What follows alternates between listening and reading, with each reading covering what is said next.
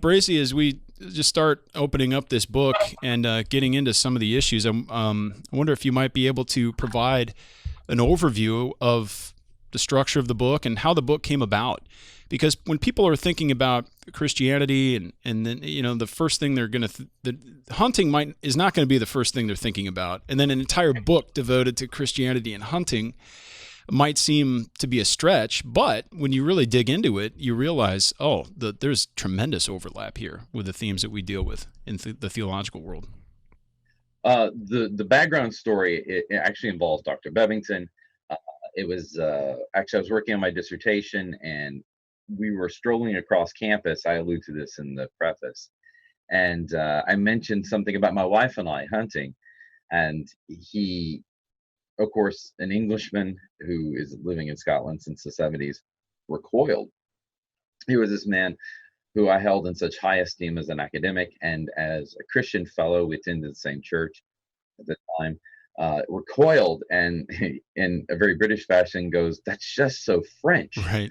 um, which the episode itself didn't, put off our friendship that was just developing, but it did make me think for just a moment that this culture that I had embraced was not universal, and maybe it was American, and maybe it wasn't. And what was really going on with my faith and its interaction with this other aspect of my life, hunting, that I held so dear, and what were the connections, what weren't, and both culturally, in regards to faith, etc. And so the book developed out of that. I tossed it around as an escape from writing my dissertation, Mm. and eventually, by 2007, began to kind of gather up people to participate in it, because I realized that while I could write a monograph on it, the value would not be my opinion, but a multiplicity of opinions. Yeah. Because I saw that the issue was going to be far more complex. Mm-hmm. That there are more than a few books out there that essentially are kind of devotional or apologetic in regards to Christianity, faith, and hunting. In most cases, they're either arguing for the validity of hunting, and that somehow, in fact, there's some kind of faith lessons that can be learned in it. The other side, of course, is you can see it with Andrew Lindsay and his Oxford group, and that is saying, of course, that hunting is atrocious, terrific, and of course, arguing for animal rights in his sense there. So you have these two extremes, and I realized that any work that addressed the issue needed to have these various perspectives, various voices. They had to reflect a number of different traditions, but broadly Christianity, gender perspectives, and various regions even, although I focused on North America, mostly on a kind of a British and American connection. And Canada, of course, is included in there with my Canadians in the group. And there are several.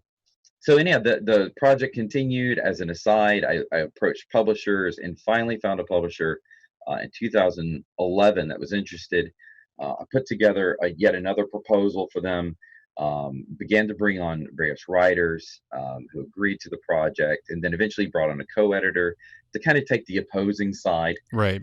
As while it is an academic text, and I would hope that most readers would read it and wonder exactly where I fit on the scale. Anyone who knew me knew exactly where I fit. So to kind of bring on the other side and his contributions in that regard. So the project is divided into two parts. Mm-hmm. And what I wanted was, of course, as a historian, to look at the past, but also then to look at the present. So the first part is what I call descriptive, and that is essays or are essays that look at Christian perspectives regarding hunting, and scriptural interpretations, etc., of the past up to the present. The middle portion is descriptive in so much as it takes hunters who have an active faith commitment and have them describe the importance of hunting to them and their approach to it, and from various views, in various places. And then we move then to the last part, which is prescriptive, which is from the ivory tower. Yeah. And most of the people then who are writing in the latter part aren't hunters or don't hunt as much.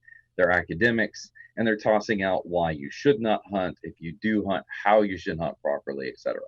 Mm-hmm. So I wanted to really give a breadth. Now, it's an academic text by an academic publisher, university press, but I wanted something that would be appealing at various times in the book or various places in the book to a number of different audiences. Yeah.